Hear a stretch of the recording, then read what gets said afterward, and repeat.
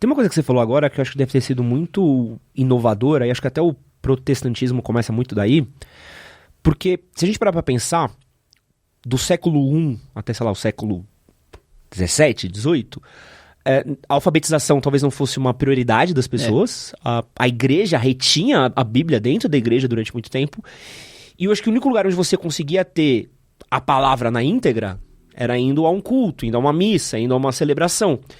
E acho que a partir do momento que a gente começou a ter a prensa gráfica, deve ter sido uma revolução para a religião, porque a palavra deve ter chegado na mão das pessoas, na casa delas. Porque pensa que louco. Mas não só a imprensa, né? Você teve também, com a Reforma Protestante, um processo de catequização do povo. Então, o que Lutero dizia, e Calvino repetiu isso muito fortemente, era que era fundamental que ao lado de toda a igreja houvesse uma escola. Então, não houve só um processo de colocar a Bíblia na mão do povo, mas de colocar o povo na possibilidade de interpretar essa Bíblia.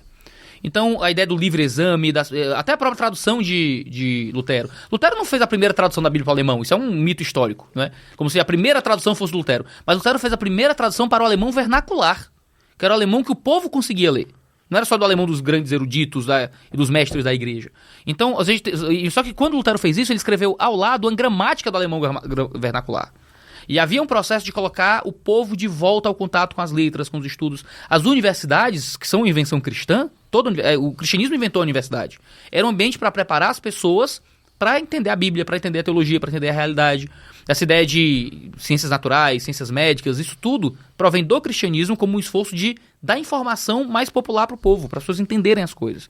Então, quando a gente fala sobre a Bíblia e dá esse contato da Bíblia com as pessoas, às vezes a gente pega pesado, protestantes pegam pesado com a igreja católica, né? E dizem, eles escondiam a Bíblia do povo. Rapaz, eles podiam colocar a Bíblia no colo do povo, era o mesmo que nada. Ninguém ia entender, né?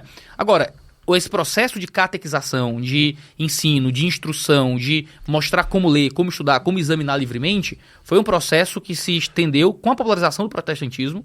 A escola pública é uma invenção da igreja protestante, né, como um esforço para todo mundo saber ler. A educação universal é um esforço cristão, para que todos possam saber ler e entender a escritura.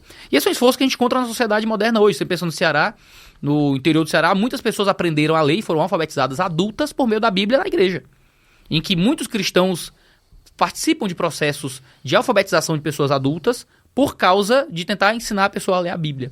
Na minha igreja eu tenho pessoas que aprenderam a ler já idosas por meio da catequese bíblica. E esse que você acabou de assistir foi um corte do nosso podcast com o Iago Martins.